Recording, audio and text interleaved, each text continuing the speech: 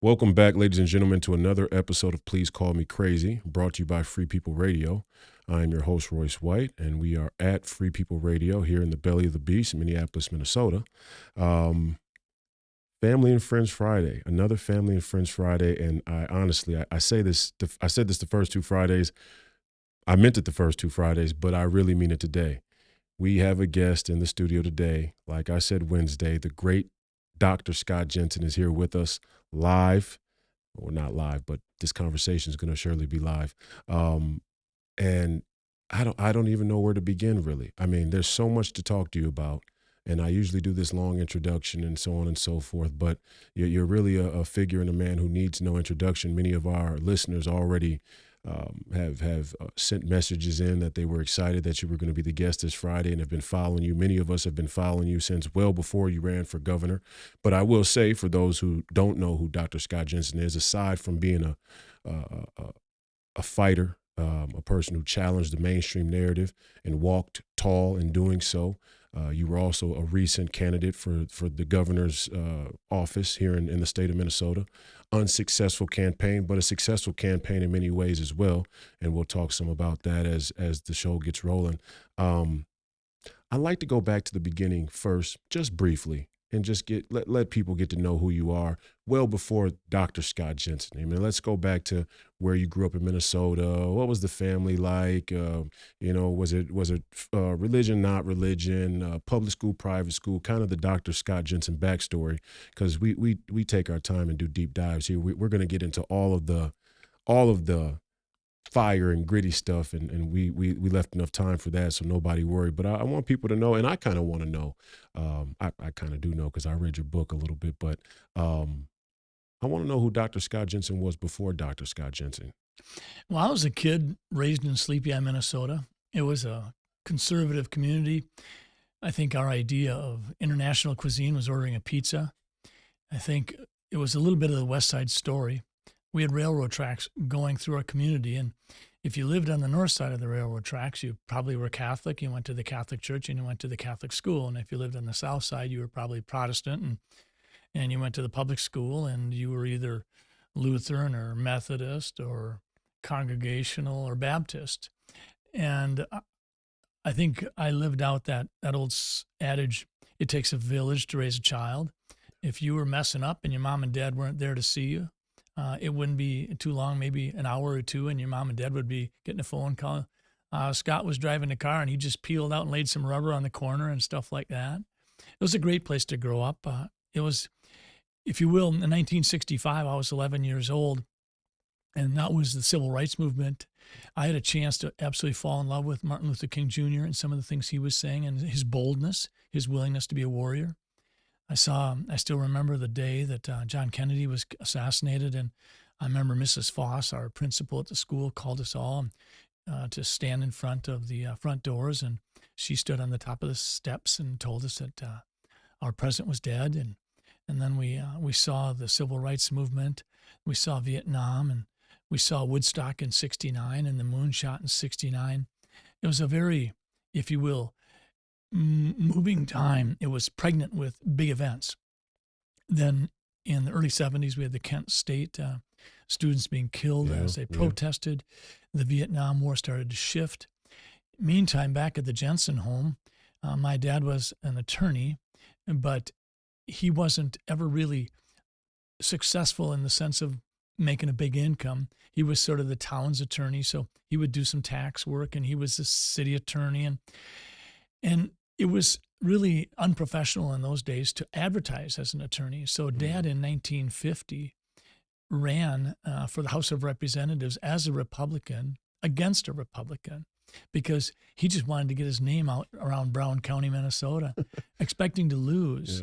But his opponent was a little arrogant and didn't show up at some of the town halls, and the League of Women Voters sponsored a debate, and he didn't show up, and Dad was there. And so Dad just talked to the people there, and lo and behold, he won. So for 10 years, he served in the House, but that really kept his law firm and his legal business sort of suppressed.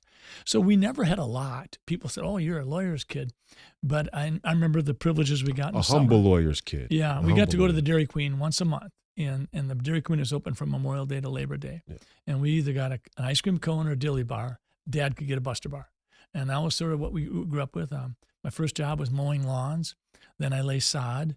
Then I was a server and cleaned bathrooms at the supper club in town. Then I worked at Del Monte and drove lift truck.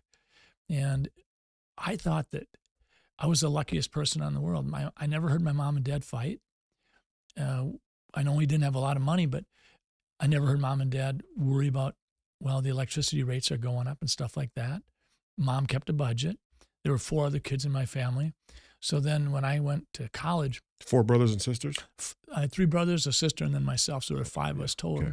So when I went to college, we already had 2 kids in college. So we didn't really have the ability to send me to a fancy school or anything. So the University of Minnesota at that time was a heck of a good buy. I mean, it was like $250 a quarter for tuition, and there were 3 quarters at that time. It wasn't semesters. So $750 a year. $750 a year. Yeah, and then the dormitory. And so Dad was able to help me, and I worked half-time. I worked 20 hours a week throughout my undergraduate. And my older brother and sister were in school. And then tragically, in my second year of college, my mom, who was as pretty as Doris Day and as smart as Albert Einstein, she was in her 40s. She came down with colon cancer and died. That really turned my world upside down. So I had always dreamt of going into dental school and being an orthodontist. So just as Mom was dying, I got accepted into dental school a year ahead of time.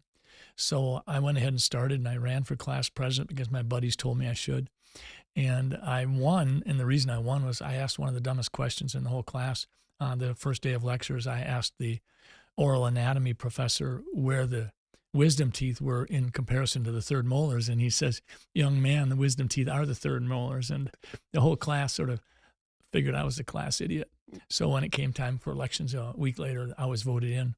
But after the first 2 quarters of dental school, I just wasn't happy.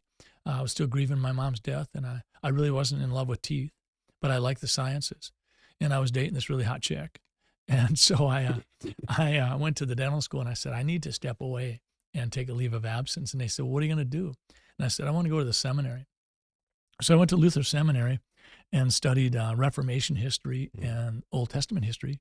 And I asked my girlfriend to marry me, and she said yes. And we've now been married just about 45 years. Classic. Wow. Yeah. Congratulations. Thank you. And I also made a big decision to go into medicine. So I decided to go into medicine.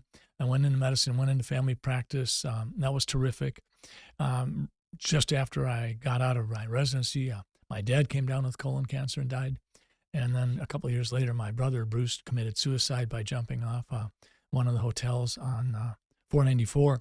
So that was a tough time. My family's, that early wonderful nuclear family I grew up with was gone. Dad was dead. Mom was dead. Bruce had committed suicide. I was feeling guilty. I hadn't seen the signs. Couldn't I have done something more? I felt it was on me.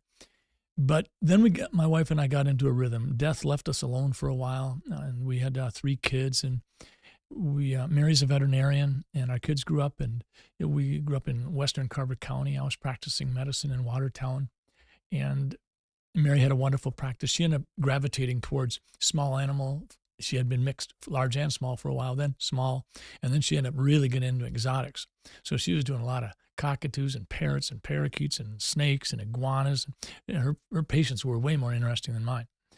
But then the kids graduated, and the 2 girls are both doctors, and our son is an attorney. And Mary retired a couple of years ago. We've got 7 grandkids. And I thought that I had done enough politics in the 1990s when I served on the school board for a decade. But in 2015, I was recruited by several community leaders to run for a Senate seat. And for 2 months, my wife and I said, no, thank you. Was it state Senate or U.S. State Senate? Senate. Okay, state Senate. And so after 2 months of meditating and reflecting and thinking about it, we said yes. And so we ran, and we ended up meeting a lot of success. We got more votes than any other Republican senator in the state of Minnesota in 2016. And I was told that it wouldn't be too much work. I'd still be able to practice medicine because undoubtedly I'd be in the minority. Well, 2016, Donald Trump wins. The Republicans in Minnesota took over the Senate. And all of a sudden, it wasn't going to be this, lollipop job. It was a lot of work. And so I was a full-time family doc for 4 years and in the Senate and chaired the Health and Human Services Committee. The thing that that happened right away was I was really surprised that in the legislative process, people weren't willing to be more bold. It seemed like as soon as they got elected, it became very important that they stay elected. And some of the drive, the intellectual curiosity, it was gone. And I would get myself in a world of trouble right from the get-go. I would say, well, why aren't we talking about this? One of the things that I remember, what's his name? Mike Freeman. He was the Hennepin County attorney. Yeah. And I remember an article or a commentary he wrote where he said something like, if a white kid, 19 years old, gets caught with a couple of joints in his pocket, the likelihood that the full force of the law will come down on him is quite small. If he's black, he's got a big problem. And it was like 80% likelihood that a black would have the full force of the law come down, 20% for white. I said, well, that's got to be bullshit. And I said, why don't we do something about that? And you could tell that the appetite wasn't there to legalize recreational marijuana. But I said, well, can't we expunge records, decriminalize, make it a petty misdemeanor? Do the work. Yeah, do the ancillary work. Yeah, well, if a kid's got a couple of joints in his pocket, he's not selling, he's experimenting. Right. And that's what we do when we're 19 and 20 and 21. But why in the world we'd want that to follow that person when they're 22 applying for a job at Best Buy or Target or wherever? Self-sabotage. Yeah, the conversation wouldn't be had. I remember a couple of years. So wait, let me interject here and ask a question. So, Republican state senator, you come in, you're asking questions like this in the beginning, right away. You're saying, Right hey, away. why is there an 80% likelihood that the full force of the law will come down on a black kid versus a white kid? And that disparity ended up checking out. When you looked into it, that disparity actually was there. It's absolutely valid. Yeah. Because and I only say that and lay that out, especially for our fans, because I'm a rather new voice in politics myself, and especially when it comes to this conservative side of the movement. I grew up Catholic right there in Frogtown at St. Paul, so I guess my values were always more conservative because my entire family's Catholic, and Catholics tend to tilt more conservative. But as far as the political sphere, a little bit different. And the question of race, and we can get back into it later, I don't want to deviate too much, but the question of race constantly comes up, and you get a split of, well, is race something we should talk about or ignore? You get your viral clips like Morgan Freeman saying, well, if we want racism to stop, we should stop talking about it. And I don't tend to agree with that. I think that in your example, even and in my experience here in Minnesota, or just as a young man, wherever I've been and whatever I've read and looked into, there is a valid race disparity that we need to tackle. The question is, can we do it forthright and honestly and not get caught up in what we call WWE politics? And you're laying out here that there was a disparity, and right away in the state Senate, you're trying to go after it. I think we can have that. We can have the hard conversations by, at the front end, just telling people, hey, I don't know what it's like for you to walk in your shoes. I mean, I'm a white guy. I never thought I was privileged and sleepy, but I know I was secure. Now that counts for something. But I think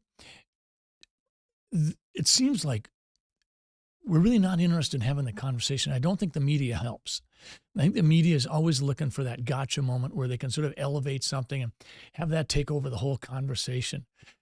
I just remember Mike Freeman writing this article, and I think there was a guy named with Ryback was mayor. Yeah. And I remember Ryback writing an article and talked about his own experience. Was similar to what Freeman had talked about, was that he was a white kid, and he did some stuff that he could have gotten in serious trouble for, but he didn't get in serious trouble.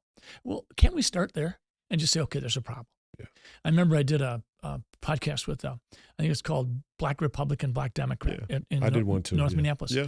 And I remember after the show was over, I was out, we were outside the building talking, and one of the guys said, Doc, if we would legalize marijuana, I don't think you have any idea how that could potentially elevate the lives of a lot of people. One, it would take away their fear of having potentially the law discriminate against them. That'd be one. Two is all of a sudden, marijuana would be legal, and there's businesses to be had, et cetera, the whole thing, the tax. Yeah. And it was eye-opening. Let's have that conversation. Yeah. So I really think that when I was in the Senate, I remember the marijuana. I wanted to have the conversation. I don't use marijuana, but I like drinking beer, and I'll drink other stuff as well. But I think we didn't have the conversation about healthcare. We still got a lot of 27, 29-year-olds out there who make too much money to qualify for medical assistance, but they can't afford $15,000 a year in premiums. We've got to be able to do better than that. The bills that we charge in healthcare are ridiculous. I mean, how you can go in, spend 18 hours in an emergency room, maybe 12 hours in a hospital bed, and come out with a bill for $40,000 and nobody cut your body open is beyond me. So if we can't have that conversation, how are we going to move the needle on healthcare? I remember I got in trouble because on guns, the Democrats wanted to talk about the background check system. Mm-hmm. And I said, well, I don't have a problem talking about the background check system, but I want to talk about constitutional carry. I want to talk about stand your ground. And we didn't have any conversations. When we were in that Senate, that first 4 years, there were no meaningful conversations at all. And I think we should have had these conversations. We didn't. I remember another topic we didn't talk about was big pharma. And so we finally, in 2019 and 20, started to do some work on the pricing and the transparency that big pharma is involved in. And so we're in all that, and I really wasn't very impressed with a lot of what was going on. I felt there was a lot of gridlock. I thought both sides were to blame. But quite frankly, the Republicans in the Senate were the majority, and so I think the majority party does have to own perhaps the greater share of responsibility for gridlock. We weren't moving forward. If you look at what the Democrats are doing right now, they're hard charging. They got the House, they got the Senate, they got the governor, and they're moving forward. And they may not be doing everything perfect, but they're telling everybody, by damn George, we're going to have these hard conversations. They're talking about all of it. Paid maternity leave. Good for them. We should have that conversation. Banning conversion therapy. At some level, conversion therapy, when you're talking about physical, bullying, harmful tactics, it should be discussed. They're looking at a lot of different things, and I think that's what people want. So for me, they want people who are willing to actually get in the arena and engage in the conversations, whatever those tough conversations may be. Amen. Yeah. Amen. So I had announced in 2019 my wife's health had suffered a little bit. She was going to have a bunch of surgeries, and I said, I'm not going to run for re-election. I did my school board in the 90s. I did my 4 years. I tried my best. I'm ready to step aside. And that was when COVID hit. And COVID was, to my grave, it'll be the issue. I'd always thought that I'd take to my grave the Vietnam War and the fact that I graduated in May of 1973. And for a while, it had looked like I would be drafted in June of 1973. But then the war ended. And so the draft was basically suspended for the rest of my eligible time. Yeah. But without question, COVID was a huge issue. And I remember getting a notification from the Department of Health that they wanted us to modify the way we do death certificates. And we'd never had that kind of thing done before. And so I raised my hand. I said, what are you doing here? You're telling us to change the rules because COVID's here? I can tell you right now what this is going to do. You're going to have a lot more COVID deaths than you would otherwise. You're going to have people that die of heart disease, but it's going to be called COVID. You're going to have people die of emphysema, and it's going to be called COVID. I didn't envision at the time that you literally would have people die in car accidents, and it'd be called COVID. But when I raised my hand, all of a sudden, instead of getting a phone call from the Department of Health, I basically said, I was told, crickets. And then 2 months later, my license was investigated for the first time in my career. So in 2016, I'm the Family Doctor of the Year in Minnesota. 4 years later, I'm being investigated by the Board of Medical Practice. And it sure felt like it was a witch hunt. Okay, wait, let's thank you. That was an incredible backstory, incredible lead in here to where we're going. And I want to get right into the meat of the matter, right? Let's get right down to the bone. So where are you when the pandemic first breaks out? And where I'm talking about in Wuhan. Are you hearing the murmurs from Wuhan on the international stage in the medical community? Is that already coming through the pipeline where you are? Or did you not hear about it until it hit our shores and it was in your face, so to speak? Funny that you ask. Both my daughters are physicians. And I remember having a conversation with my wife, the veterinarian, and one of my daughters. And we were talking about, it was in January. And I remember reading about, I think his name was Dr. Li, L.I., from China. Right. And He was a doctor who actually found coronavirus first. he was the one who identified 7 it. unusual patients with And then he ended up dying from it. And the exactly. Chinese government tried to intimidate him and You got tell it. him if he spoke on this, they were going to do what the Chinese do. Bingo. Yeah. And I remember that was very early January. And it might have even been December 30th. But I remember having a conversation saying, I don't know if this is going to boil up into something or not. And I remember it was late January and nothing really had happened. And then I think we had the first case that was clearly identified in the United States was in the last week of January or so. Then February rolls around. And I remember late February going to someone's birthday party.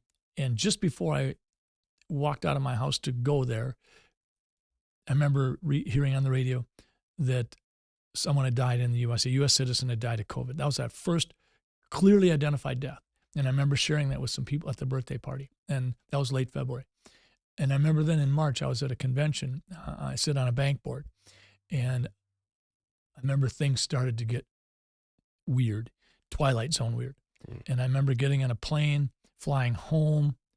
And I remember I was in the Senate, and I was vice chair of the Health and Human Services Committee. And I remember I had to go give a talk at Midland Golf Course to a bunch of chief medical officers for hospitals around the state. And that was really the moment for me. It was 8:00 on a Friday morning, March 6th or something like that. And I remember asking there are probably 40 people in the room. I remember asking them, what is the thing that you want most from me as vice chair of Health and Human Services? How can I help most as we deal with what appears to potentially be an emerging epidemic? We weren't really sure what to call it yet because things were really early. riled up. It was early. Yep. And I remember the comments were, we want money. We want the money to be able to purchase the personal protection equipment, the ventilators. We're worried about the money. And I said, well, I think the money will be forthcoming, whether it's from the feds or the state or whatever. But I said, do you not have any interest in or concern or deep concern about wanting some sort of protection, liability protection regarding some of the decisions you may be made to make over the next many months or whatever? I thought that was going to be a huge issue. And I was basically told that's not an issue. We're not interested in talking about liability insurance. Well, fast forward, the liability that's going to come down on some people for the decisions they made, now that we're starting to see 3 years later, some of the corrupted decision-making processes that took place, some of the barefaced lies, some of the politicking, there is going to be there'll be a certain amount of begging. Yeah, please, can I have immunity? I'm willing to testify or whatever, as long as, I need immunity. So I remember that very clearly, that people were focused on money, and I was thinking there's going to be some hard times coming up, and it's going to be about you making a hard decision that maybe has never had to be made before in modern history, and you may well be, if you will, down the road, the focus of why did you do that? And I think that's what we're seeing. I think we need to see it. We have to have accountability because we messed up. And so that's basically how it got going. So all of a sudden I'm on the hot seat because I'm complaining about the way we're being asked to do death certificates. Now I'm being investigated. And so who's leading this investigation? This is the Minnesota Medical Board. Yep, Minnesota Board State of Medical Medical Practice. Board. Yep. Okay. And are they overseen by a federal governing body, or are they independent? They're basically a state government agency. They're Okay. they're an executive branch agency, so they're overseen by the governor. By the governor. And a good share of the members of the Minnesota Board of Medical Practice are appointees of the governor. So frequently, the body has a certain political flavor depending upon who's making the appointments. Of course. Yeah. Yeah. So at the time, did you feel like your position in the state Senate as a Republican played a role in how the medical board was coming after you, or did you feel like there was a greater political narrative around the pandemic that was coming down to bear on you by affiliation, right, with Donald Trump and this sort of entire political animus that had already grown real polarized in the country at the time? Did that play a factor in, or was it purely around a medical basis of disagreement on what you were saying was true? I felt strongly that I was expressing skepticism regarding locking kids out of school, locking nursing home patients into a facility that was infested with COVID, locking businesses down. And I felt like because I was being asked to be on national TV and I was on Ingram and Tucker and Rush Limbaugh was coming to my defense and Dr. Drew and Tony Robbins, I felt like I had demonstrated the audacity to speak a contrarian narrative, which really wasn't my inclination. My inclination is just to be the skeptic that I've always been. I've always been skeptical. I'm skeptical of what we do in medicine. I'm skeptical of the amount of drugs we use. I'm skeptical about the number of people we're putting on statin drugs for cholesterol. I'm skeptical when we see blood pressure limits go from 160/90 down to 150/90 down to 140/90 down to 135/85. Every time you cut that down a notch, you're basically saying we're going to put more people in America on drugs. And when you put them on drugs, if they're men, we're going to cause more erectile dysfunction.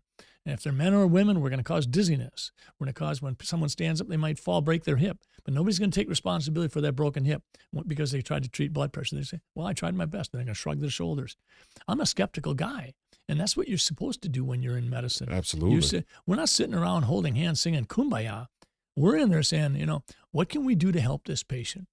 And I think we've lost our way. I think that back in the day, I think the patient felt comfortable that they were in charge of their own health care. Sacred honor in the medical practice. Yeah, today, I think patients feel like they have to kiss the ring. Absolutely. I mean, patients are literally dismissed from a clinic if they're not doing what the doctor wanted, if they're not necessarily, in some clinics, if you don't take the vaccination, you're dismissed. If you don't get your weight or your numbers where they're supposed to go, or you're not willing to take the medicines prescribed, they don't want you as a patient. This is nuts. I mean, it's not about the doctor being in charge. It's about the patient receiving the care they want. Okay, but wait a second. Let me slow you down. Let's leave COVID here for a moment. Right there. Okay, got it. Let's circle back to what you saw coming up as a doctor in this medical industrial complex before COVID, because I think for many people, you pop onto the scene as a contrarian voice against the mainstream liberal media COVID narrative, but I'm sure that you had that impulse towards contrarian didn't just pop up. As you said, you've always been that way just in general, but around medicine specifically and what you've seen in the medical industrial complex, practice, policy, price, the entire thing.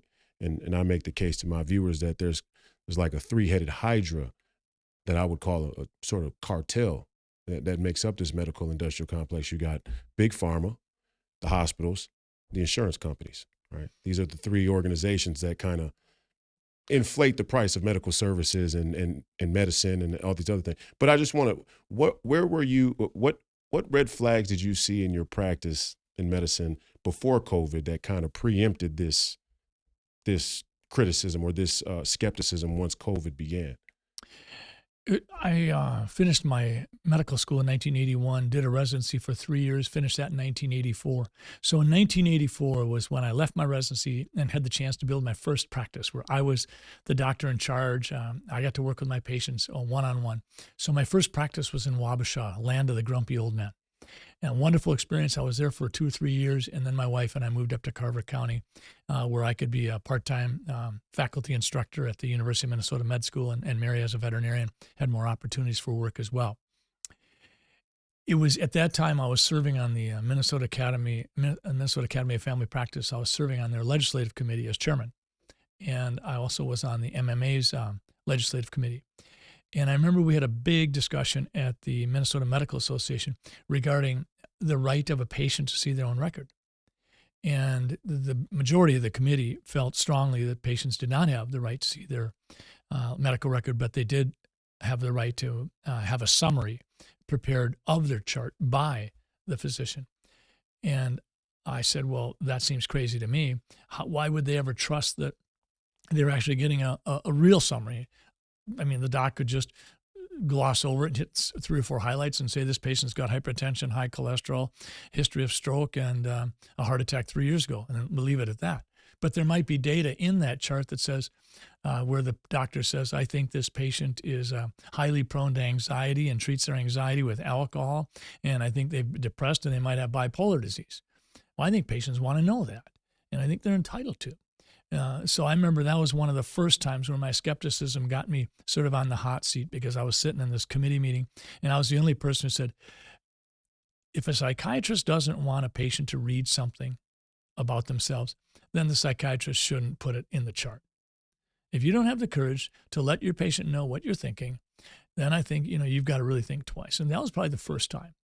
Second time probably was where I saw drugs being used, prescription drugs being used more and more casually. And I remember getting frustrated and concerned about that. I felt like when was that? When did that was the hit the 1990s. scenes? Okay, the 1990s. What drugs? What drug really sent up a red flag? Well, what happened was, as soon as a high-priced drug would go generic, instead of us in medicine continuing to use the generic, we'd be drawn and, if you will, sold a bill of goods by pharmaceutical representatives that, that drug that you've been using for the last 10 years, you don't want to use that. That's a lousy drug. This is the drug. And I remember telling one drug rep, I said, you were in my office 3 months ago and told me how good the drug was. And now you're telling me it's a piece of crap because you want me to use this one. This one is now dropped in price because it's generic, down to less than a quarter a pill. But you want me to use this one that's 10 times that. I said, I'm not buying what you're selling. One of the greatest examples of that is the statin drugs. If you look at the drugs that we've used to treat cholesterol, it seems like every time the most common statin drug being used goes generic, instead of patients receiving a real cost savings, all of a sudden that one's being dismissed and thrown under the bus, and we're being told, hold it. Here's the latest and greatest. This one can lower the cholesterol 2 percentage points more. And I'm sitting there saying, who the heck cares about 2 percentage points more? If your cholesterol is 300 and it's supposed to be 200 and you just brought it down to 292, we're nowhere close anyway. So let's get real. And I think that was the kind of thing that in the 1990s bugged me a lot. Then in the 2000s, I noticed that it seemed like we were really being driven by the insurance companies. And if they would pay for this procedure, that's the procedure we did. And I remember sleep apnea. All of a sudden, everybody and their neighbor had sleep apnea. I mean, it was the golden goose that kept laying the golden eggs. And I mean, you'd get the test for $5,000. Then you'd get the CPAP machine for $5,000. And at one time, there was some 50 or 60% of people a year later had the machine sitting in the closet collecting dust. And people didn't care too much because the insurance companies were paying for it. And I think we've seen so much abuse of that, so that I think our healthcare system truly is broken. I think that we're not giving patients what they want. We're not encouraging patients to be their own best champion. So when I started speaking up on COVID, I don't think it really surprised the people who knew me best. Right. I think they thought, there goes Doc Jensen speaking his mind. Yeah. And I did. But the way the mainstream media will paint you, or because the mainstream media sort of works in its own timeline and its own sequence of events, they'll present you as, here's this quack doctor from Minnesota who's popping up out of nowhere saying that all of the prevailing experts are wrong, when really you've been fighting the corrupt status quo the entire time. And did you see that the mainstream narrative on the media side was in alignment with the mainstream narrative or the prevailing narrative within the medical community? Like the same people who you were fighting in the medical community, did it map on to the people who were against you in the media? That's a great question, Royce. And I would have to answer it by being terribly honest by saying, I think the evidence was there, but I didn't want to believe it. I had a sense of, I had my own normalcy bias. My bias was, they wouldn't do that. They wouldn't do that to the collective. You're a Minnesota nice guy. Yeah. Yeah, no doubt. Sleepy eye. Yeah, sleepy eye. And yet here they were doing it. And the COVID, I mean, I remember people calling me an anti-vaxxer. I spend $250,000 every year buying vaccines for my patients. Our clinic administers 1,000 flu shots a year. We give diphtheria, pertussis, tetanus, measles, mumps, rubella, and a lot of other shots every year. And yet, in this COVID pandemic, when I expressed concern about the speed with which the rollout took place, about the lack of numbers, normally we say we've got big numbers telling us that we're in solid ground. When we look at the VAERS data that shows that we've got a lot of adverse events being reported, I just said, what's going on here, folks? Normally the VAERS data is the canary in the coal mine. Now we've chosen to ignore it. Normally it takes 4 to 5 years to come out with a vaccine process, and now we did it in 11 months.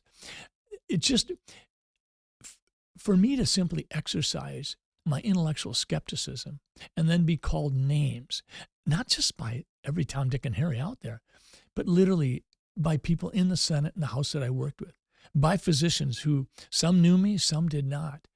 And then, of course, with the medical board, where all you have to do is go online and click on a box and you can type in your complaint, whether you think that Scott Jensen is saying something you don't like about masks or that Scott Jensen has bad breath. You can put anything down you want. You have no obligation to do due diligence, and your identity is protected. Anonymity is promised according to our statutes. Yeah. So I found myself really in a world of what in the world's going on. And I'd already announced I wasn't running again. So I think what happened is some of the people who politically disagree with me sharply felt like, we'll shut him up by making it difficult for him. We'll make him spend most of his time defending his medical license. And I think they thought they were going to get to me more than they did. And quite frankly, what they didn't realize was several things. One is, I'm not young. I'm old. I'm 68. I mean, come at me all you want. What are you going to do? Shorten my medical career by 6 years, 8 years? I mean, I just soon practice till I'm 80.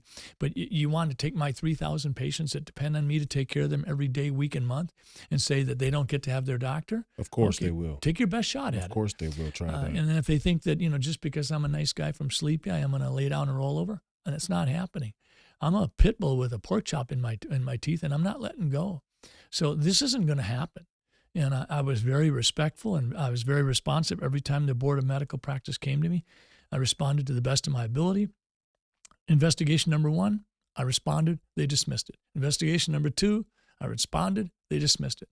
Investigation number 3, I didn't even respond. They just sent me, you've been investigated again and we've already cleared you. Dismissed. Investigation number 4, I responded, they dismissed. Investigation number 5, I'm in the middle of a governor's race. Boom, all of a sudden, crickets. This investigation doesn't go as well. Investigation number 5 starts in October of 21, 4 or 5 months after my campaign started for governor. And I got nothing for 14 or 15 months. These situations had been resolved previously 4 times within months or weeks. And one second. Was the scope of the investigation, first of all, did you have intimate knowledge of what had taken place in the investigation, or was it just a sort of shadow? We investigated this thing generally, and now our conclusion is this. They would list an allegation. They would say, okay, you didn't wear masks when you were supposed to. They wouldn't tell me when. They wouldn't tell me where. They would say, you didn't wear a mask when you were supposed to. They would say, and how are they confirming this? This is just word of mouth? Oh, you can just go online and just post and say, I'm submitting a complaint against Dr. Scott So Jensen. wait a minute, stop. Wait a second. Hold on. You mean to tell me that they opened up 5 different investigations to strip you of your license, and the process by which they're procuring complaints or legitimate allegations against you is an online portal where Exactly. anybody can go and submit Yes. a comment or a complaint Yes, with and- no vet? And no due diligence demonstrated, no data. So if I'm a Democrat and I don't like Dr. Scott Jensen, or if I work at CNN in the production room and I don't like Dr. Scott Jensen, or if I work for the CCP and I don't like Dr. Scott Jensen, I can go on this website, say Dr. Scott Jensen, hit me with too much gas during my local study or whatever it was, and these are the complaints they can pull from. They can, but you just made a very important distinction. Not one of these complaints had any indication that they'd ever received a healthcare service from me. This was not about how I served a patient. This was not about my professional conduct. Nobody you had ever actually treated. No. These were all This is my third parties politics. talking about your politics in a medical context. This is my First Amendment right. And they can come after anybody. Basically, what they were doing is you've got activists out there that are saying, we'll go to whatever length we need to. And if that means weaponizing the Minnesota Board of Medical Practice against someone, we'll do it. And I said to the public, because I remember the first time I was investigated, it was June of 2020. I responded like any physician would. I was embarrassed. I was humiliated. I'm being investigated. My license is at risk. I didn't know what to do. I was inclined to do the typical doctor thing. Hide from it, respond quietly, say nothing to anybody, and hope it'd go away. You didn't realize it was political yet. I You didn't want to believe it. I may have believed it, Royce, but I didn't want anyone to know that I was being investigated, because that was, my reputation was being besmirched. I wasn't the same person that I'd been a month earlier. Now I was a doctor with a scarlet A on my chest. Yeah. And I remember a couple of friends came alongside of me and said, Scott, you don't get to duck this one. You've got enough notoriety that if you try to hide this, somewhere along the line, it's going to come out and you'll be on the defense the rest of the time. You've got to go on the offense. And offense meant come clean. So it's July 5th, 2020. I did a video. And by come clean, you mean just come out and say that you were being investigated. Exactly. Yeah. That's exactly. And I don't put want out to get that misconstrued that you admitted to or confessed to whatever they were accusing you of. You were just not going to hide it from the public and let the fear of reputation tarnishment in the general sense bully you. Exactly. Okay. So on July 5th, and that video, I think, ended up being seen by 25 million people. It went absolutely viral, and my life changed. All of a sudden, I was on the hot seat for everything. And I had still 6 more months in the Senate, and the COVID pandemic kept ramping up. And now people really were nervous about what's happening in America, what's happening in Minnesota. And I started getting pushed hard to think about running for governor. All of a sudden, not overnight, but over a relatively short period of time, I had probably acquired the largest social media platform of any Republican politician in the state of Minnesota, except a couple. Yeah. Tom Emmer and maybe Tim Pawlenty, but otherwise, I mean, if you look at Facebook followers, Twitters, and all that, all of a sudden, if I say something, people listen overnight. Yeah. And so my wife and I really didn't want to do that. We had said we're getting out of politics, and now we were being sucked back into it. Bigger than ever, too. Bigger than ever. Yeah. And but we prayed about it, and honestly, the verse we landed on was a verse from the Old Testament, Esther 4:14. Have you considered you're in the position you're in for such a time as this? Mm. And my wife and I on Christmas morning, 2020, we looked at each other and we said, we got to do it. And so for the next almost 2 years, we ran hard, and we were blessed to set records in terms of fundraising, and we've got more votes than any Republican candidate for governor, winner or loser, has ever gotten in Minnesota. And we had 100,000 people join our team, and we had 40,000 people donate to our campaign. But in the end, we lost by 7 points, and abortion ended up being a huge issue. I didn't see that coming. I thought the issues were going to be inflation, crime, education, but they weren't. In the end, abortion really sucked most of the oxygen out of the room. And I got done. The election was in November. You lick your wounds. You take that month or two where the media is just harpooning you and saying you lost because you're a bad candidate or you said this or that, and that's just part of the process. They got to beat you up before they kick you out, out of the limelight. And so I thought we were sort of done with that by Christmas this past year.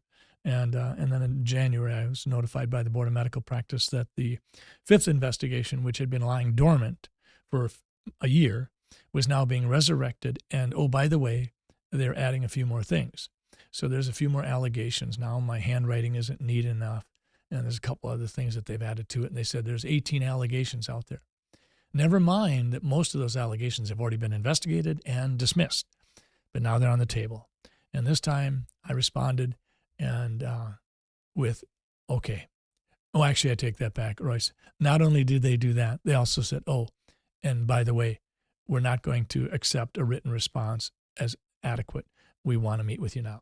So that's what I'm doing on March. Come before the high court. Yes. March 24th, I've got my day in with a complaint hearing. And so I've never done that before, so it'll be a new experience. Yeah. Well, I think you're well equipped to be able to fight back against whatever tyranny they're trying to hand down. But ultimately, we see a political inertia in this country that has very little interest in the truth, and they have very little interest in ethics or sacred honor, what I call sacred honor. So they probably already have their mind made up. I mean, this is going to continue to go on until we the people, with our constitutional rights, stop allowing these agencies and institutions to behave this way. And I'm glad you're able to come on the podcast today and we're able to share with our audience what it is that you're going through, this plight, because it's absolutely um, absolutely unspeakable that our politics have become so weaponized. I mean, and you and I, and here's what I want people to understand, and correct me if I'm wrong. Now, I think you're a straight down the center of the road guy, right? Logical, sane, good guy, and knew about you well before you decided to run for governor and you became a candidate. But as far as politics go, you are what many would consider to be moderate, and that's not I don't say moderate in a way to denigrate. Just you have ideas just like that were contrarian versus the prevailing medical institutions. You also have just a willingness to question mainstream Republican politics or any conservative politics around your area of expertise. And many people, even on the conservative side, say, hey, Dr. Scott Jensen is somewhat moderate. And that's not necessarily a bad thing. Now, I tend to think we need a little bit more radical policies. And actually, you're really radical because the pandemic became the most radical topic in American history by most metrics.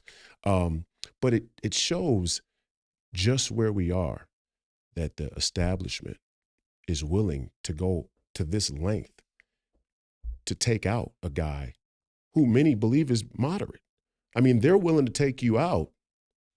And I mean, even in watching the campaign unfold, and it was a great campaign, but even in watching the campaign unfold, I'm sitting there going, this guy's not saying anything that's radical. I mean, they've moved the Overton window so far on what is deemed radical that a person like me, for example, I mean, you were there when I stood up in front of the CD5 convention and said the Fed, globalism, abortion. I just named off all five, and that even the crowd in the CD5 convention's like, oh, this dude's a radical. He's an extremist. But you're not that way. You are on some things, but on other things you're not. And they're willing to take you out. I mean, what does that say for the rest of Americans if a guy who's pragmatic right down the center of the aisle is the target of an institution or the prevailing political institutions? Well, I think one thing it does is for an awful lot of Americans, I think they become somewhat resigned in their hopelessness. They say, well, good grief. Jensen's, he's conservative on the fiscal issues. He thinks, we don't need to be leading tax-wise in every one of the taxes out there, whether you're talking sales tax, income tax, Social Security taxation, corporate taxation, gas taxes. I mean, gas or auto tab fees now at 160%. I'm a fiscal conservative. I think that social programs are absolutely needed. We need to be a safety net kind of society. So when people are down and out, we're there to help, and we need to make it so that there's every incentive for them to be able to get on their feet and have the kind of life they dream of. But I do think on the social issues, I think young people, we're out there saying we need the 15 to 45-year-olds to speak to some of these issues. Duh, they're speaking. We're not listening. I think a lot of people are saying, don't make the abortion issue about a procedure that you do not like or that you think is acceptable. Make the abortion question about unexpected, unplanned pregnancies. If that's the issue that prompts abortion, what can we do to do a better job of not having unexpected, unplanned pregnancies? To me, it means standing up for women, saying, okay, birth control pills are going to be over the counter like they are in most of the world. They're going to be no more than $10 a month. We're going to have a morning after pill in everybody's medicine cabinet. Nobody wants a broken condom or an unexpected sexual encounter to turn their life upside down. We need to do these things. What would happen is we would have less unexpected or unplanned pregnancies. That will reduce the number of abortions. Everybody wins. 100%. Yeah. Nobody at 7 years of age says, oh, gee whiz, I want to grow up so I can have an abortion. Nobody does that. Of course not. We're not doing it right. Sometimes we're allowing our social perspective to try to control the mores of a society. The pro-life movement shouldn't be about trying to control the sexual mores of our society. It should be about, we find abortion on one camp, they're saying, to be terminating life. On the other side, they're saying, we don't see it that way. But I think both sides could agree that if we did a better job of providing birth control pills, contraception, male contraception is right around the corner. The morning after pill. These are the things we would need to do to reduce the number of abortions. Why aren't we having conversations like that on the Senate floor? Well, yes, yeah, and I gotta give you a little bit of pushback here because I'm in this age group, this 15 to 45 age group, and I will say, number one, I agree with you that ultimately, even from the most radical conservative standpoint, which comes from a very religious and faith-based lens, and the question of whether it's a sin or not, I don't even think it's really a question to. It's not really a question of whether terminating a life would be deemed and rightfully deemed a sin or not. I think the question is, what role does our government play in our moral culture? And ultimately, I think in the best case scenario, ideally, in the final analysis, even Christ and God would want that you wouldn't need the government to legislate that a young woman wouldn't have an abortion or even wouldn't have an unwanted sexual encounter that led to an abortion. So I think there's a very strong Christian argument for um, the the pill and the day after pill. Now, many hardliners won't even go there, and I think there's a lack of wanting to cross over the river there, the aisle there to meet people in a meaningful way, in a way that could bring real results. And I always tell people on the Christian side, because I entered into this more on the Christian conservative hardline side, is the society we've built, we're not going to change overnight. If you think we're going to walk from a completely anti-God, radical, non-faith-based society, a radical materialist society, a rabid consumerist society, an overly litigious society, a society that's full of corporate crony capitalism and corruption. If you think that most of you participated in, mind you Christians, you hardline Christians, you 501c3'd your way into the corruption. If you think we're going to walk from being that society to being a completely godlike society tomorrow, I know you're lying. I know that your Christianity is sort of a scam that you're running on me, but really you're running it on yourself because God knows, right? But the pushback that I think is rightful is the question isn't whether or not the pill or the day after pill is an efficacious answer for unplanned pregnancies.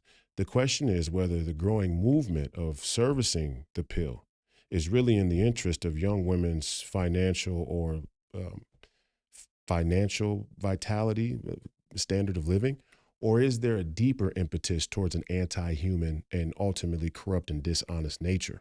And I think many people on our side of the movement would say, yeah, okay, the pill makes sense. It works.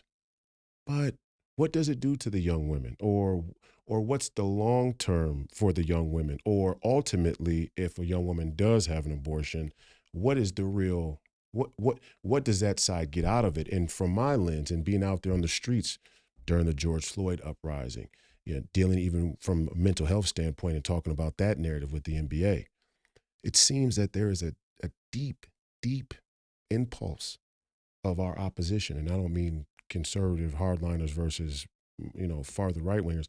I mean the liberal establishment, and even furthermore the leftist and progressive establishment, to have this sort of anti-life bent towards policy, culture, society. And I see young women out there that go to these pro-life rallies, and it's not just we want our rights. It's we have, and I know this is an extreme, but extremes have a way of dictating very much. Right? I mean, but I think the important thing, Royce, is that my thing would be, should the government subsidize the abortions? Now, should the government subsidize the abortions and should the government subsidize the pill are two different questions. And I think they get clumped into one. They get clumped into one for a reason from people on both sides trying to clump them into one. But I think we could rightfully separate the two and say, not should abortion be legal or not, because ultimately your choice and your faith to God should not be something that is governed by fiat. And we know the dangers of that on both sides, whether it's an anti-God sort of fiat establishment or it's a theocracy. There's dangers on both sides. But I think we get off the track, Royce. I think that what I would say is the fact that you and I in an unplanned, impromptu discussion like this, are willing to share and talk about these hard issues, why doesn't that happen on the floor? On the floor. Well, why doesn't that happen in the public square?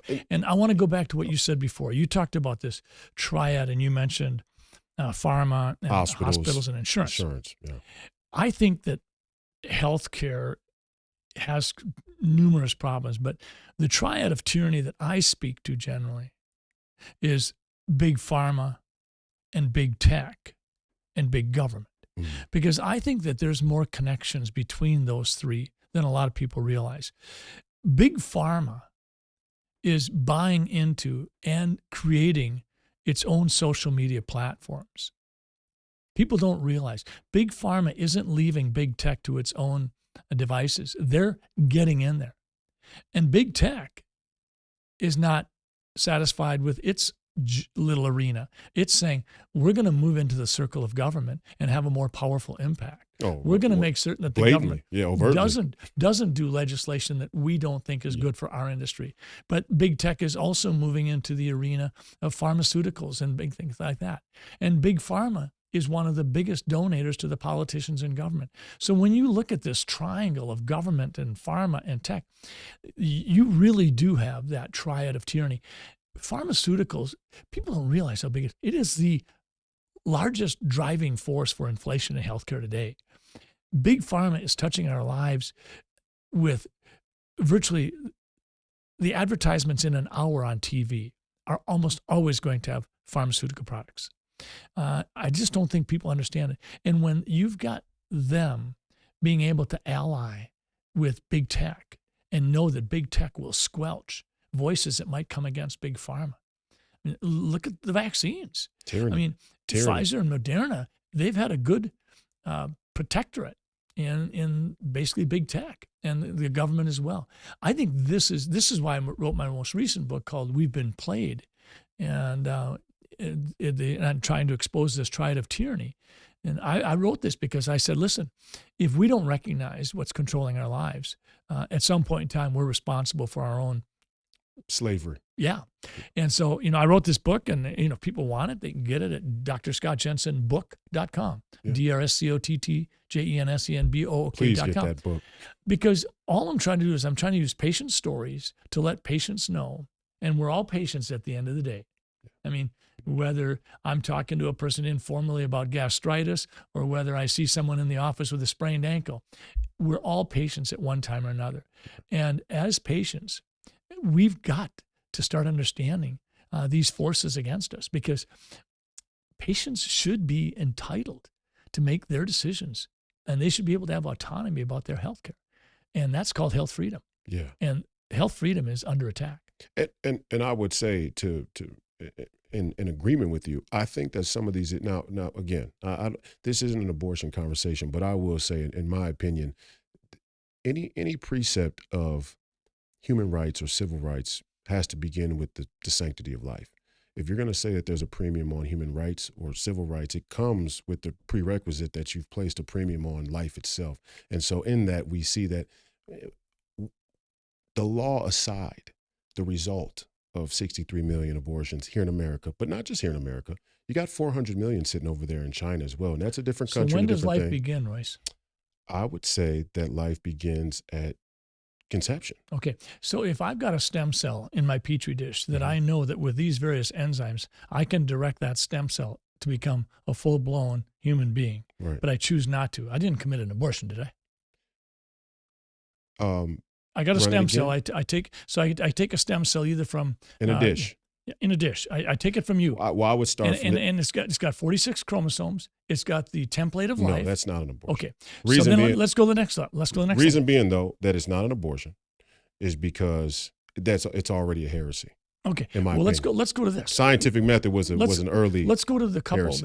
that wants to have a family and can't have a family, and so they retrieve a dozen eggs from the ovary, and then in that petri dish we put in semen, and we see that those 12 eggs are fertilized by the semen. So now we have a 12. This is IVF. This IVF. Yeah. And so those are abortions. Yeah. So if you have 12 embryos and you use 2 of them, but you don't use the other 10. Yeah. So that's 10 abortions? Absolutely. Okay. Yeah. That would be called technology's way of putting in a sort of convenient hydra that gives exponential growth to root fundamental sin. And that's not just around healthcare or abortion. You see a sort of consistency of technology and science creating great things that help us in society, but they also create the opposite side, which is this convenience and this sort of normalcy that convenience is a net positive when really it ends up being the thing that has a Senate standing around a truth teller and telling him, hey, why are you causing so much trouble? We don't need this. Right? There was a priest I think in the 1970s, and I can't remember his name, but he was a remarkable priest. And I think he wrote a book that talked about how our technology has gotten ahead of our ability to deal with the ethics of it. No doubt. Yeah. And I think that's sort of what we're scratching the surface at. Yeah. And I suspect that in this podcast, we won't necessarily come up with the answer. But I do think I hope that the listening audience recognizes that here you got 2 folks having an awfully large common ground of agreement. Yeah. But in the areas where we don't agree, or maybe we don't even know where we stand, we're still able to have that discussion.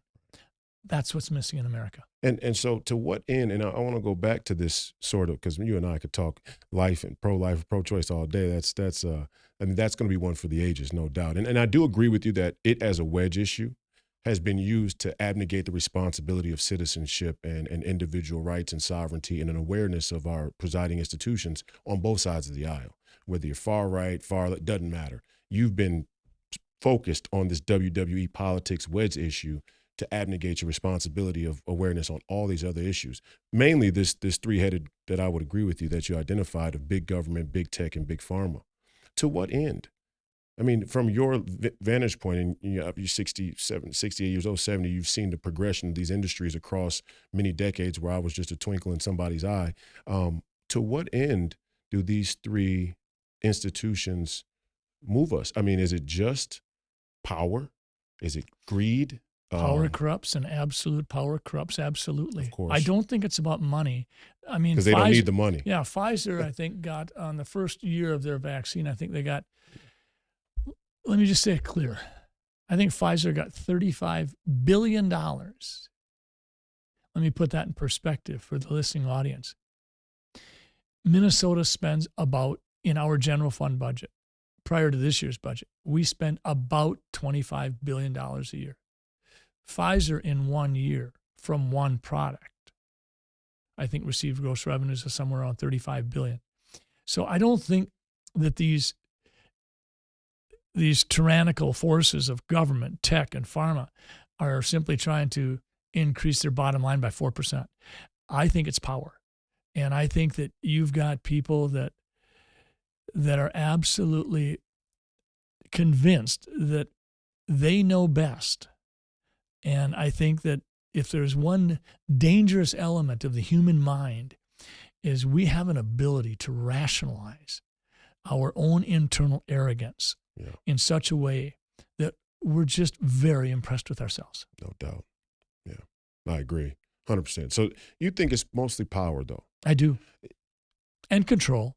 Power and control go hand in hand. If you don't have control but you have power, ultimately you're afraid that you'll lose the power. So in order to safeguard the power, you need control. I think if you go back to William Golding's book, Lord of the Flies, and we watch those kids that get shipwrecked on an island, and we watch how they construct this little mini society, I think what you see is you see a certain elevation of power based on perhaps persona and various characteristics of an individual. This person or those 3 people emerge as leaders. They emerge with power. What's the first thing they do? Find a way to make sure they keep control. And on an island, nobody's worried about how many greenbacks you have. They're not worried about money. It's all about power and control. And to ask you another question, as having just run as governor, where do you see the political landscape in respect to the federal government and governors all across the country having to step into a role to really fight off the tyranny of big government in many ways on an individual state basis. And if you had won as governor, and if you had been, ultimately become the governor here in the state of Minnesota, what are the dangers you see coming from the federal government that a state governor would need to or could even legally protect its state citizens from? Well, I think you'd probably center on the whole issue of our founding fathers understanding that they needed to be very clear. If authority wasn't expressly given to the feds, it belonged to the states. I think that's the biggest fear that we have, is that the federal government will look at what's happening and say, okay, we need to step in. I think we're fortunate to have a conservative court that really has become very constitutionally aware. The Supreme Court. Yeah, the Supreme Court. And I think, I'm not breaking them down by liberals and conservatives. Yeah. I just think that we've had a court that's been pretty diligent about what does the Constitution allow. You could go back to Roe v. Wade, but I think RBG, Ruth Bader Ginsburg, before she passed, she had been on record as saying that the Roe v. Wade decision was a terrible example of jurisprudence, because that decision basically said that within the confines of the Constitution, they found basis to make that decision. And now the Supreme Court this year and last year said they don't find that basis. But I think that the biggest danger is the federal government deciding that they're playing hardball in terms of controlling the states. We need 50 states to continue to function as 50 independent states. That's why I'm a big fan of the Electoral College. I wasn't sure about what I thought about it in the past, but as I've watched particularly the last 10 years of politics, I think that states like Wyoming and Montana and Alaska that don't have much impact in terms of its population per se. I mean, we've got California with, we have 40 million people in California, 30 million in New York, 30 million in Texas, 22 million in Florida, 21 million in New York. And then we got Pennsylvania and Illinois, I think, having somewhere around 18 million. But the bottom line is, you could have, if all you have is a popular vote, you could have 6 states determine the election results and the other 44 tough luck. So I think when I look at that, the founding fathers paid a lot of attention to balance and making certain that that minority voice was always on the radar screen. Protected. And we need that. So that would be my concern. If I were governor, what would I have really focused? I would have focused on term limits, because I think we need term limits. I would have focused. This guy's speaking my language. I love me some Dr. Scott Jensen throwing down on the term limits. Yes, sir. I think we need a balanced federal budget. And I think that, we have a statute in Minnesota that we have to have a balanced budget in Minnesota. I think that's appropriate. I'm very concerned about our federal government's expansion of power, particularly during the COVID pandemic. I think that when President Joe Biden decided that he could use a press conference as a springboard for his decision to mandate a vaccine, and have that press conference mandate ultimately thrown out by the Supreme Court as unconstitutional, says a lot. Absolutely. But when you've got that kind of willingness to play Powerball, and then you've also got the only term limit we have is a president of the United States, and then we've got a willingness to spend money we don't have. And generally politicians know that if they play Santa Claus, they can lock up votes for the next election. So give money away that we don't have to people, and they'll feel grateful, and maybe they'll be more inclined to give you their vote. These are the things that are going on in our society. That's darn right. There's a moral hazard right there. Absolutely, it is. Yeah. That's moral. Me and Martinson, Chris Martinson, we talked about moral hazard from the financial sector in one of the early Family and Friends guest episodes. But I told him that there's a cultural moral hazard. There's a sort of societal moral hazard that plays out socially. And this is a great example. The federal government towards its actual citizens. And this is where the citizens in our country, with all due respect to everybody who's listening, anybody, anywhere, we have abnegated our citizenship. And I mean, it's so blatant. And what I get so frustrated with as a young 30-year-old up and coming or trying politician is you hear the conversation, the spirit, the vigor in the zeitgeist. You hear how much passion people have about certain issues, such as abortion. And then you come to talk about inflation, and people may know it. They may want to touch on it, but they're not ready to make hardline decisions about it or around it. The Fed, right? The Federal Reserve, its policy, or any governing policies. Like, I can't believe if there was any Roe v. Wade decision today, you'd have people on both sides come out and have just go berserk. We just ratified, I believe, it was said that we would ratify a deal where we gave over our governance to the WHO in times of a global health crisis. This should be the number one fear in people's minds. I feel like if we lived in the times of the early nation of shopkeepers, of our founders, of the Jeffersons and the Franklins and the Washingtons and people like this, they would never allow a wide body populace of people to witness something like that and let it go unchecked. I mean, we're living in a time. Why do you think that is? I think they understood the dangers of economic imperialism. I think this country was intended to be a nation of shopkeepers that was fortified on the First Amendment and protected with the Second Amendment, and that if you have a First and Second Amendment, it's kind of a bastion against economic imperialism in the most general sense. And I think they understood that the individual and that the value of an individual's citizenship is paramount to any idea of freedom. That Bingo. I think it's prioritization. I really do. I mean, when I take care of a sick patient in the emergency room, or if someone comes in a bad car accident, first thing I got to do is I got to triage things. I got to prioritize. The last thing I should do is focus on their hangnail. I got to make sure they're breathing, that kind of thing. I think the founding fathers were the same. I think the founding fathers, their priorities were first and foremost liberty. And that was really captured in that whole sense of taxation without representation. But it was liberty. I don't think that's, in the minds of many Americans today, I don't think that's priority number one.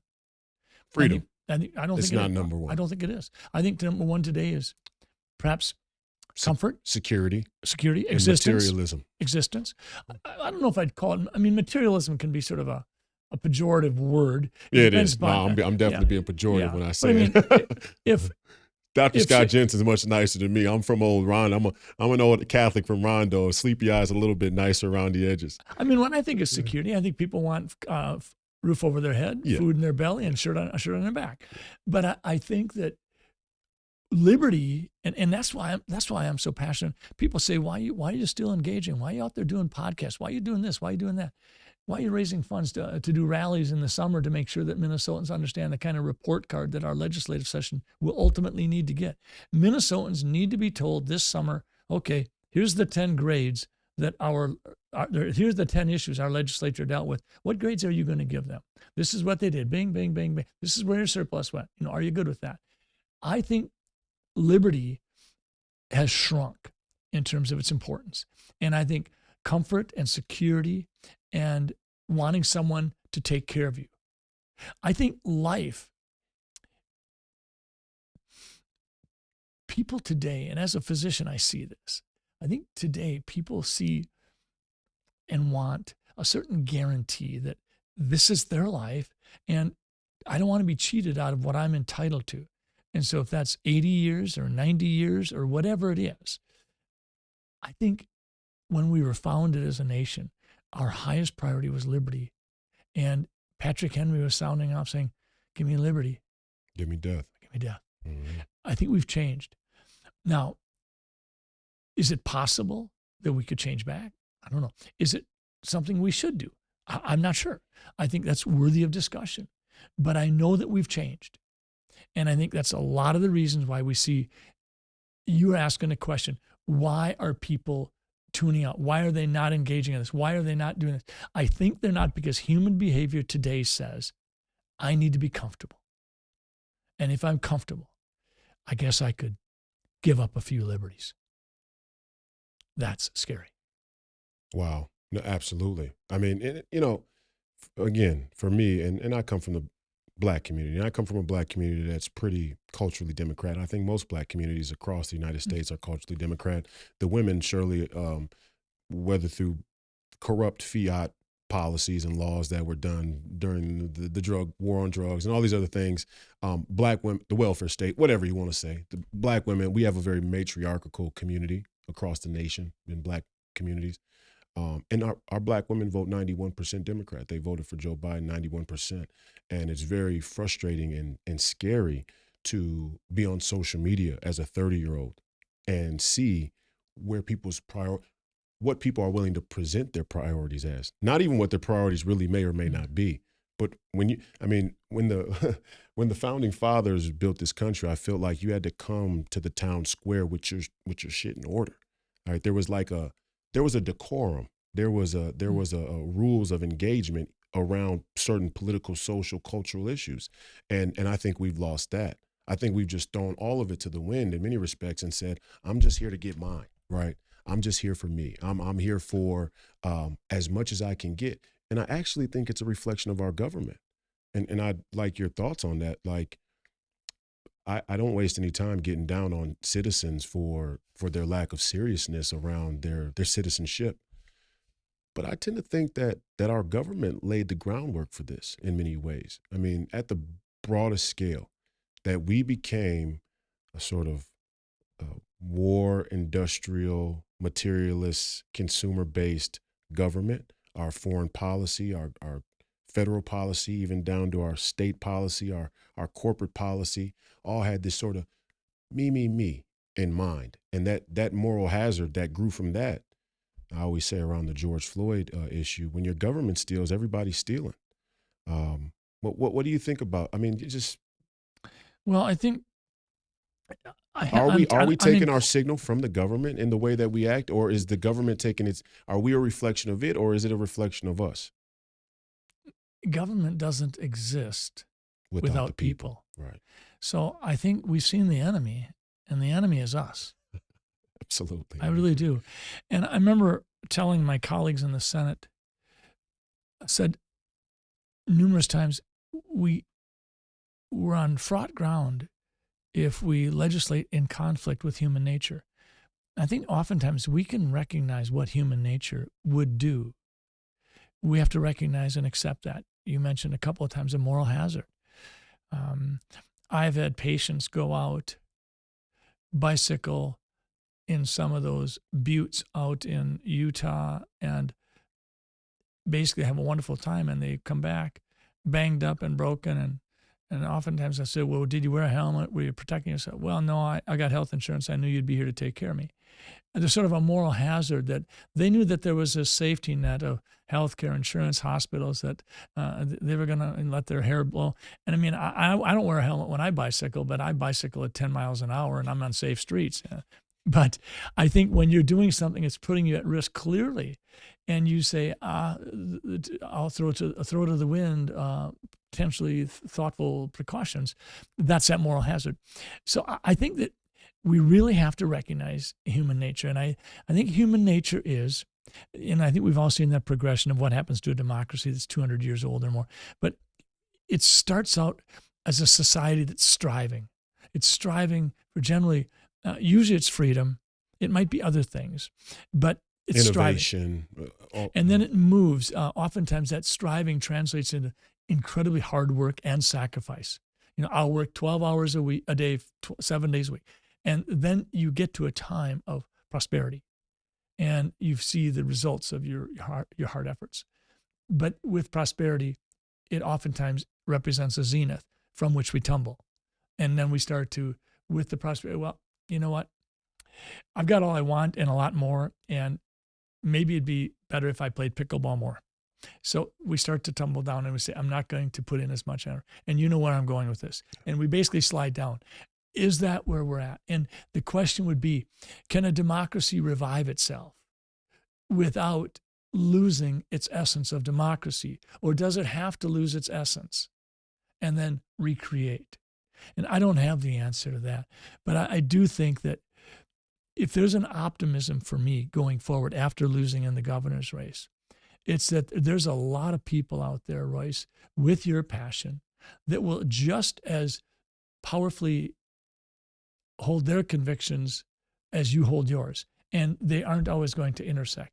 But I'm confident that you and them And I say them and you, and not that I'm not a part of that, but again, I'm 68. Yeah.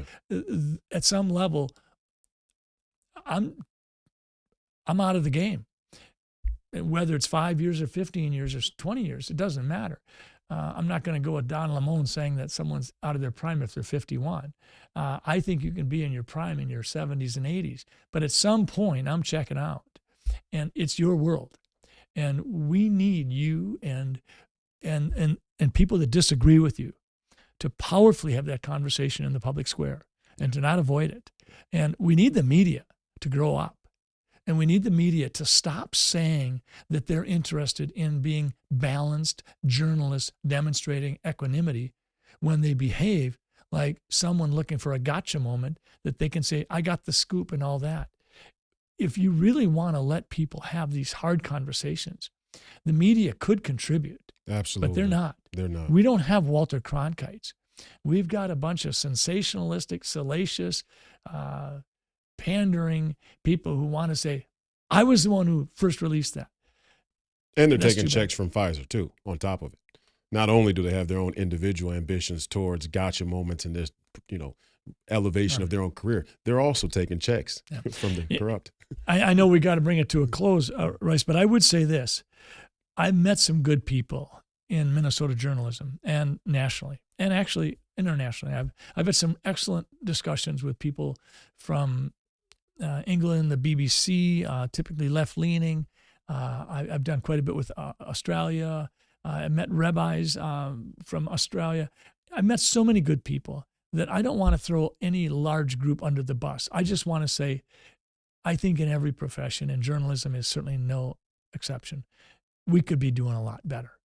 And I think if through this pandemic, if physicians and journalists and the everyday citizen resolved that I'm going to do it better, maybe we could make a win out of this pandemic in the midst of all the devastation that's occurred. Yeah.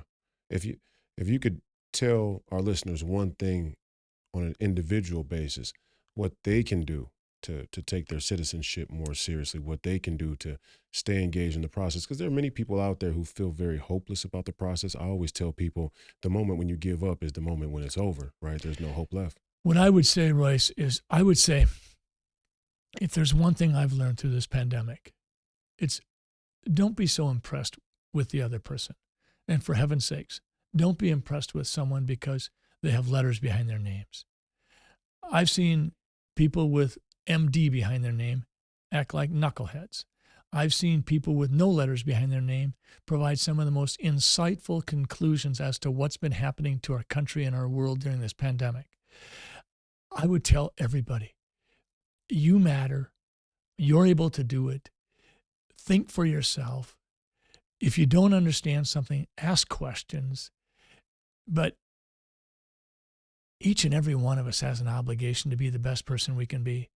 And if we don't take that seriously, then it's game over. The fourth quarter's over. You got any plans in the future to go in and run again? No, I don't.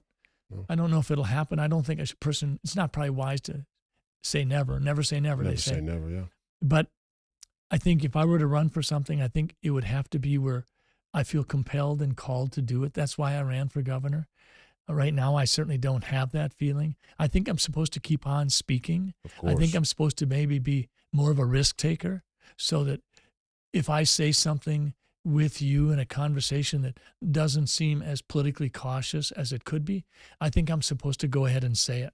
Yeah. I don't think I'm supposed to be cautious. I'm 68 years old. I've gotten beat up quite a bit by the Board of Medical Practice and by the pundits, if you will.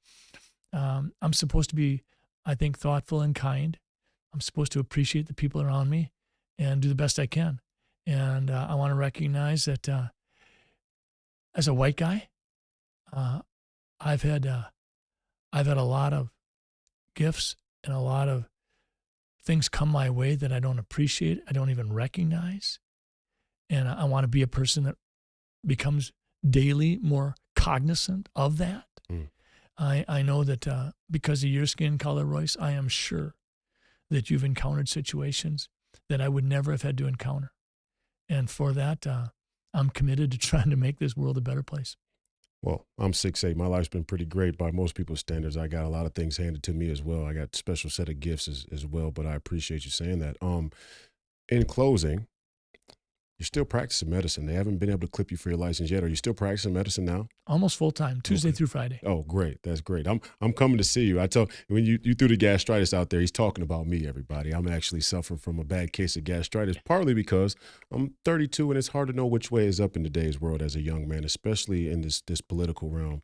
Um, any parting shots? Book. Tell us about the book again and where to follow you. I know you already have a huge following. People know exactly where to follow you, but for anybody who doesn't, tell us where to follow you and tell us about the book. Well, first off, let me just say this, Royce. Anybody out there that's impressed with me, please don't be too impressed. I make a lot of mistakes. I'm just a Norwegian from Sleepy Eye. But I did write a book, and it's called We've Been Played. And I didn't see myself 3 years ago as any big whistleblower that's going to be trying to turn the world upside down. I just saw myself as a family doctor in the trenches who, when I saw an email come from the Department of Health, I said, "Whoa, what are you doing here? You're changing the rules and you've never done this before for influenza outbreaks and epidemics." So I wrote this book, and I think it's important. It takes patient stories, real life patients I've taken care of, and tries to identify what did we do right during the pandemic? What's happened with our big pharma? Why do patients get bills that they don't expect? Why do patients go to some healthcare facilities and get treated poorly, and in other places they get treated well? So the book is We've Been Played. You can get it for $20 online. DrScottJensenBook.com. I think that when I leave this earth, I just hope that people will look back on Scott Jensen and say, you know, the guy was, at times he was right, at times he was wrong, but he really did, he did have his heart in the right place. Can people come and support you at your hearing in March against the medical board? Is that a closed? It's closed. I asked for it to be public. I asked for it to be in person. I asked it to be Facebook live streamed. And those things have not been granted as of yet. I'm not doing this to showboat because, quite frankly, whatever I say during this hearing in subsequent actions can be used against me. So I know there's some pressure on me to be thoughtful and balanced and measured in terms of what I say. These people are going to judge me, and I understand that. But I think it's important to be transparent. And I think there's a lot of people out there that are in my situation. And I'm not talking about doctors. I'm talking about anybody that has a government agency that has control over them. I don't care if you run a hair salon. You've got to be checked periodically and given a stamp of approval, whether you own a restaurant, whether you have a kitchen. You know, are you doing things appropriate with the grease that comes off of your grill? No doubt. I mean, there are millions and millions of Americans that have government agencies that wield power over them. And if that government agency is weaponized by some other group that wants to hurt you, then in the same way that it happened to me, it can happen to you. Absolutely. Well, Dr. Scott Jensen, I thank you for being here today. I really appreciate the Nice. time. I hope that in the future we can have you back on the podcast and take a little bit more of your time, maybe after your hearing, and we can get an update on what happened with that. And I'm very interested to see what happens there. And I just want to say on my own behalf that the people of Minnesota, the citizens here in Minnesota, do not appreciate that the medical board or the attorney general or any other colluding political tyrannical forces would use their power or their position to come after a man for his politics or for his beliefs or for who he is and discard what he's done in his life. That's not the way government or institutions should work in this country. And we await a fair ruling in your case so that you can continue to practice medicine and take care of all the patients who you take care of, me being one of them, hopefully in the future. This has been another episode of Please Call Me Crazy. I hope you guys enjoyed the great Dr. Scott Jensen. Please go follow him on all social media. Please go buy his book, and we look forward to seeing you next week. The fight continues. Godspeed.